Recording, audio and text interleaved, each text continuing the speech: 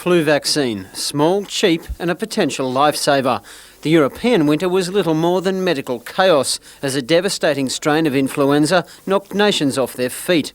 Now it could be our turn.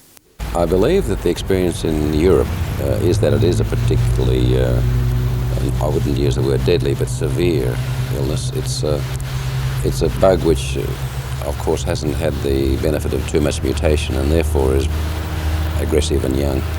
As winter approaches, the Hunter Area Health Service is encouraging those in high-risk groups to be vaccinated.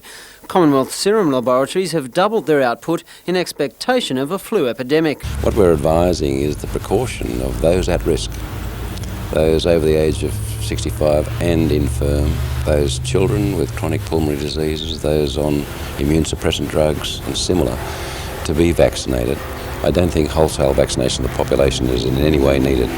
Indeed, a mass move to the chemist's counter could have disastrous repercussions. Supplies of the vaccine are limited and use by those in no real danger could see people vulnerable to the virus left with no protection.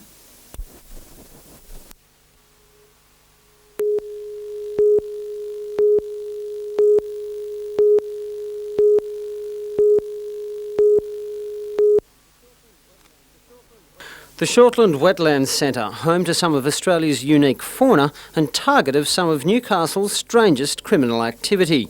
Over the past 12 months, the centre has been broken into 3 times. Little money was taken, but rare mounted bird specimens are now sitting in someone's lounge room. On the first occasion of a break-in nearly 12 months ago, we lost a magnificent specimen of a wedge-tailed eagle, which was in fact on loan to us from a supporter. And it's taken us until about 6 weeks or so ago to in fact get that replaced. And we just got it in place in our display area, and of course over the weekend we've lost it.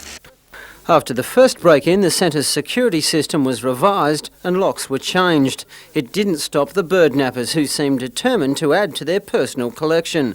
Unfortunately, that has been at the expense of those who need the specimens most. To be able to actually stand eyeball to eyeball one and actually have a look at its talons and its feet and its feathers and so on is an important part of the program. It's also important for some of the visually handicapped people that we have here at times to be able to feel them. The mounted specimens give them an opportunity to experience the birds that normally those of us who are sighted just take for granted. Officials here have appealed to the thieves to return the stolen specimens. They say good quality mounted birds are as rare as, well, hen's teeth, and the thought of them having to hunt for replacements is too horrible to consider. Bruce Mackenzie for NBN News.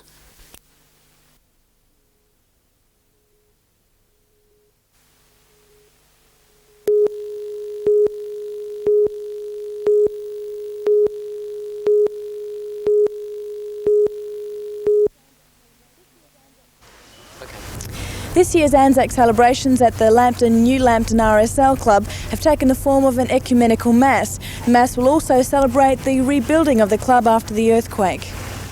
The club sustained $180,000 damage. Recent rains hindered repairs and organisers were concerned the job wouldn't be completed in time for the Anzac service. It was finished and people filed through the club doors.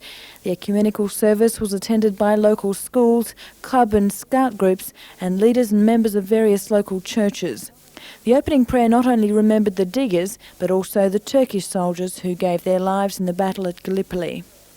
We remember the men and women who gave their lives in the service of their country,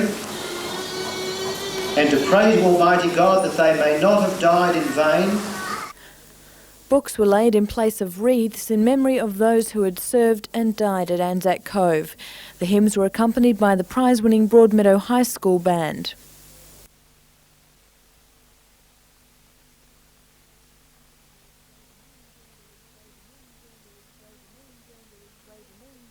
Ray Deneen joined a reunion at the Tattersalls Club.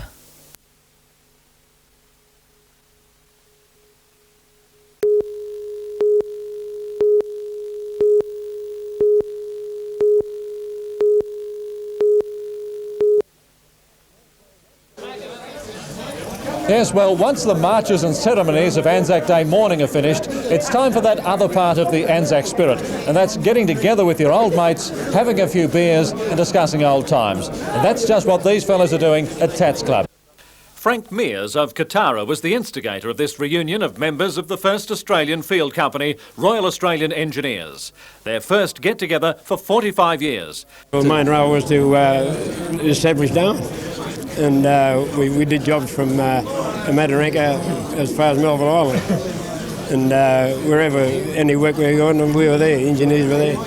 As Frank said, they rebuilt the north of Australia after the Japanese bombing was suppressed and are responsible for much of what is there today. But that was all a long time ago.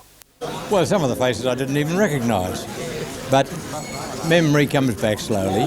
Knew their face, but you couldn't put a name to it. And as soon as I said their nickname, you knew who it was, eh?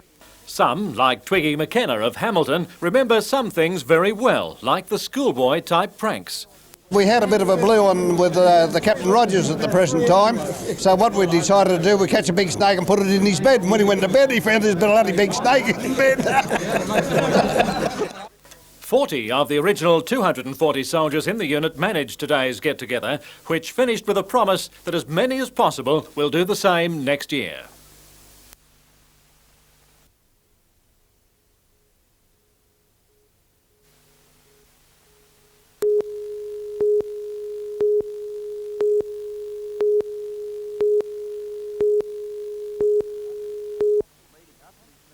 Leading up to this match, Australs had been concentrating on their defence, but today it was their attack that shined. Ralph Meyer, ex-Blacktown and junior Socceroo, had been called up to boost the midfield, but it was the strikers Porter and Brandt that gave Sydney hell.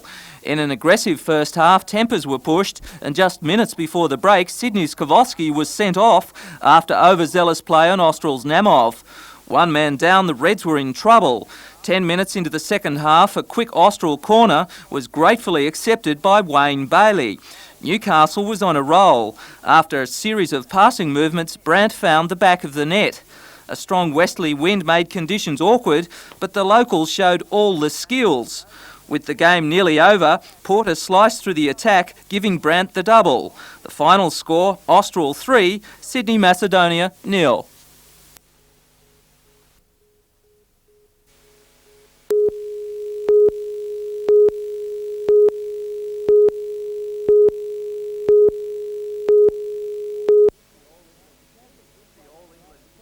The All England Championship, played on grass at Wimbledon, is the only major tennis crown that Ivan Lendl hasn't won. He's at Salamander with his coach of 6 years, Tony Roach, to train for a win at Wimbledon. Part of the strategy was played out in a 5-set singles exhibition with all-time head-turners of the grass court, Ken Rosewell, John Newcombe and Tony Roach. Oh, well, it was a way of giving Ivan some a little bit of match play. We just hope that we can hit enough balls in to push him a little bit. Living legend Ken Rosewell, whose amazing tennis record spans 3 decades, was first up with his renowned backhand. The sprightly 55-year-old played some endearing tennis against Lendl, 25 years his junior. But the man they call Muscles couldn't go the whole stretch and went down 8-2 to Lendl. Next up was forehand serve stylist and self-confessed fast starter and slow finisher John Newcombe. I don't think I'll be giving him a beating. I think I'll be in for a hiding out there, but I just hope I can hit a few balls over and give him a decent hit. With nothing more than pride on the line, Newk gave it his all, but in the finish it was Lendl 8-4. The last match was a volley of experience between master and apprentice, with Tony Roach succumbing 8-3. When all that was over, the legends paired up for a doubles match.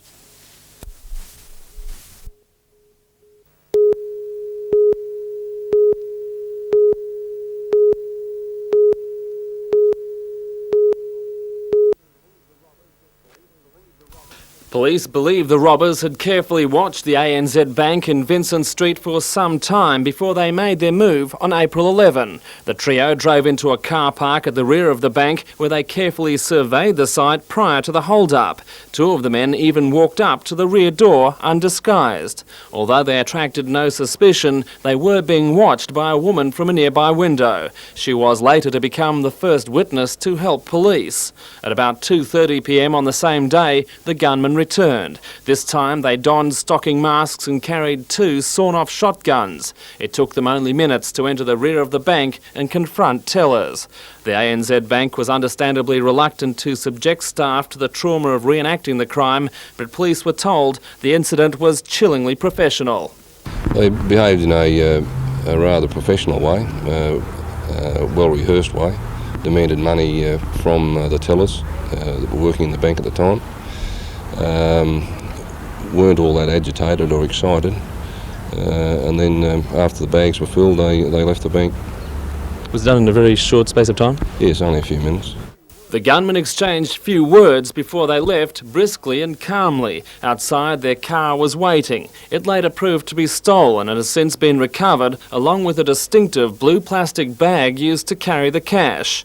It appears the robbery had been a complete success, but police say members of the public are in a position to help them bring these men to justice. Although the bandits went to great lengths to conceal their identities, police believe they may have made one vital mistake when they stole this car from the Cessnock Plaza. They believe the theft was witnessed by a woman in the car park. It's believed that woman was driving a mid-1980s model white Toyota Camry sedan similar to this. Her recollections of that incident could be the clue police need to make an arrest. The stolen HQ Kingswood was later found in the car park of the local ex-servicemen's club. Police have been told the 3 men left in a dark grey-blue XE Falcon sedan. Police are looking for a man in his 20s to 30s, 186 centimetres tall, of medium build with short fair hair. He possibly had a moustache. The second is 25 to 30 years old, 174 centimetres tall, of medium to solid build with dark brown short hair. The third man was in his mid-20s, of slim build with blonde hair. If you think you recognise these men, police are waiting to take your call on the Crime Stoppers line. The number to call is 008 251 009. There's a reward of up to $1,000 for information leading to an arrest. The number once again is 008 251 009.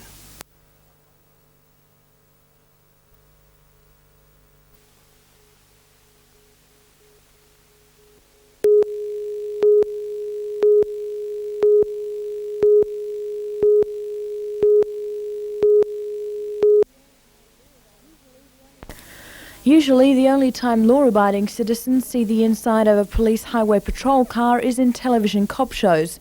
Today was different though. Members of the public were given a hands-on look at Newcastle's highway patrol vehicles and radar and breath testing equipment. It was all part of the station's Open Day, the first of a series of displays in this year's National Law Week. Operation Open House sought to demystify the image behind the blue uniform and to give the public a better understanding of the way a city police station operates. Police say the day was a great success, with a constant stream of visitors filing through the building. They're always quite impressed with it. The people really enjoy it. For some people it's the highway patrol because some have heard about it, some unfortunately may have been booked by it, and the scientific display.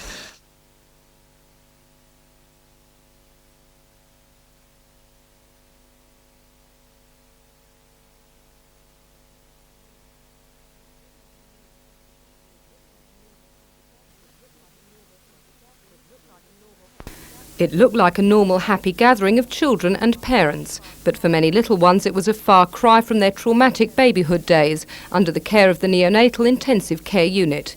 Today, over 300 ex-patients met hospital staff again and saw close up the Westpac rescue helicopter that had provided a vital service to many. For parents, it was a chance to look back at those early photographs and reflect. Well, she was only 1,200 grams, nearly 3 months preemie, in intensive care for nearly 4 months. Big difference today to what she is. I mean, we didn't expect her to get this far. You know, it meant everything to us. When she was born, it was a very stressful time. And without the neonatal clinic, I'm sure she wouldn't be as well as she is today. For Karen Evans, it was a chance to show off the tiny clothes she wore when she was 6 weeks old.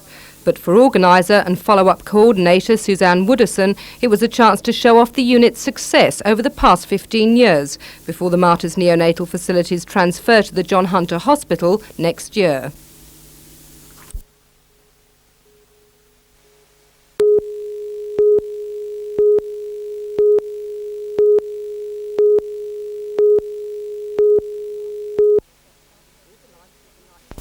Organisers of the Night Spot bus say the service got off to a resounding start, with 1,000 passengers on the buses and therefore off the streets.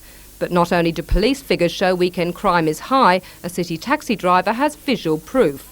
Bob Daniel picked up 2 passengers last night. Another pushed his way into the front seat just before the cab pulled off.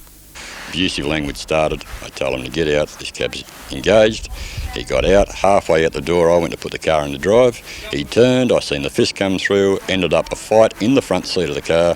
One of my colleagues that drove 38, he came over for assistance. We ended up getting him out the cab. As he got out the cab, we quietened him down. I got back in the car, turned around. Next thing, he laid the boot in the back of the car. And that's the end result of it.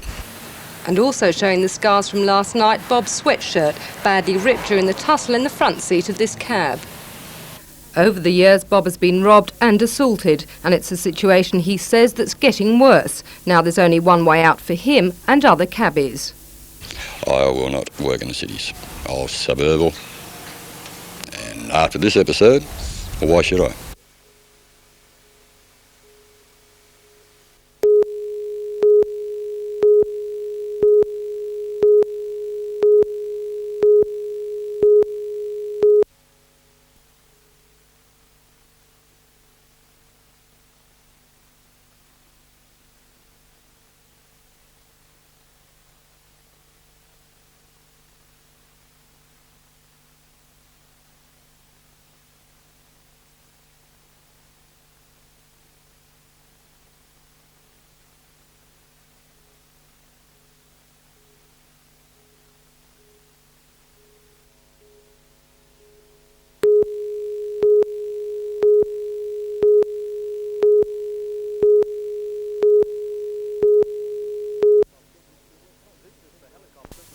This is the helicopter which will replace the single-engine Bell Long Ranger.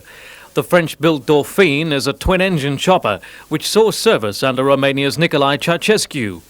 The $1.7 million price tag has been met by selling the old chopper and using funds raised before this art union was launched.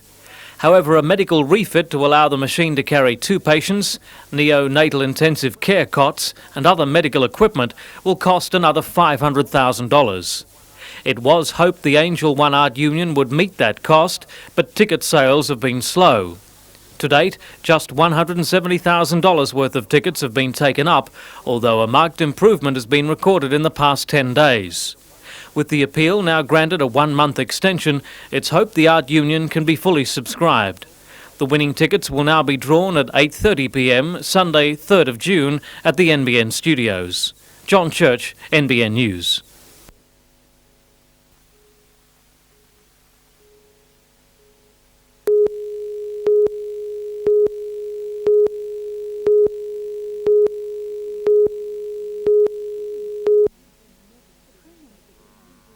The crew members of the Tan Binh never envisaged they'd spend their country's national holiday in Newcastle Harbour. Last night they celebrated the anniversary of the 1975 liberation of Saigon with a small party. Inevitably their thoughts turned to home. Everybody homesick, so long here. If all had gone according to plan, they and their precious cargo of donated hospital and medical supplies would have left for Vietnam more than 2 months ago. However, marine surveyors with the Federal Transport Department withdrew the vessel's seaworthiness certificate when they found rust in the hull. They insist the vessel be repaired before it leaves Australian waters, but the Vietnamese say they can't foot the bill, estimated somewhere between $500,000 and $1 million. Months of toing and froing between Newcastle, Canberra and Ho Chi Minh City have achieved virtually nothing. After a round of negotiations, a senior Vietnamese official returned to his country with no resolution. As per recommendation of Vietnam Embassy in Australia, the motor vessel Tan Binh has to sail with sufficient legal procedures from the Australian Transport and Communications Department. This is beyond our efforts. The latest communication from the Saigon Shipping Company isn't encouraging. They asked Terry Maudsley, who initially organised the medical aid package, to continue negotiations on their behalf. So far his efforts have failed. Now he's going to the top, asking the Prime Minister to intervene on humanitarian grounds. Meantime, the Tan Binh sits in Newcastle Harbour, her homesick crew idly waiting for officialdom to resolve the problems which are keeping them from their families. Everybody wants to go home now. Everything ready for sale. If I have a clearance, port clearance, I can send every time.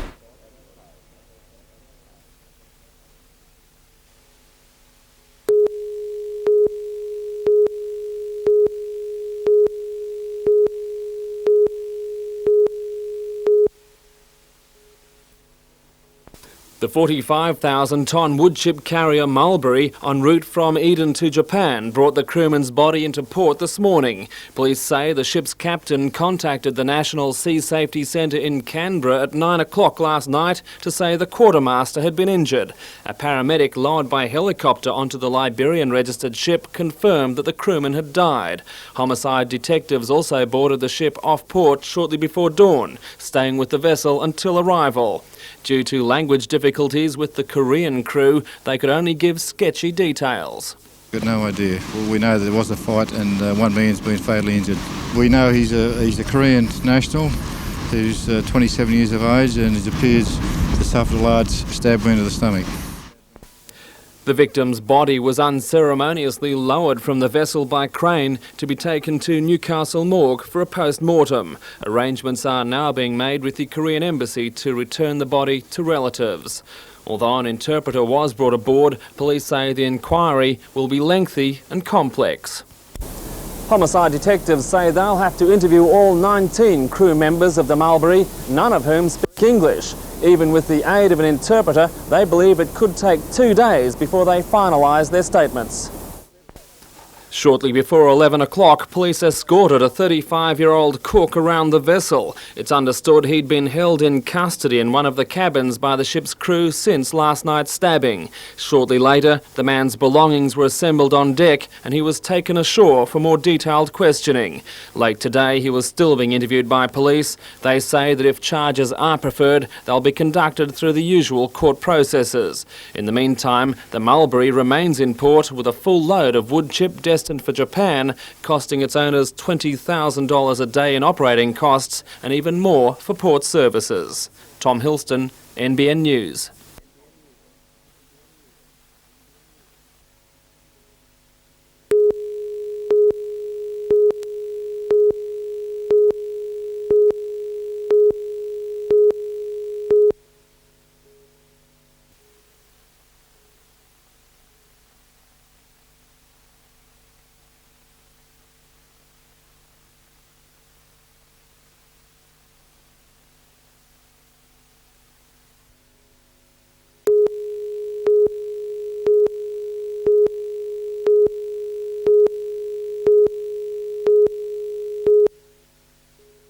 Slot me in at training, so it gives you plenty of time to get used to players and calling moves and stuff like that. So I'll just prepare myself as that. St George's Mark Coyne, the new reserve. The chance that I'd tear it again and put my road to recovery back another 3 or 4 weeks.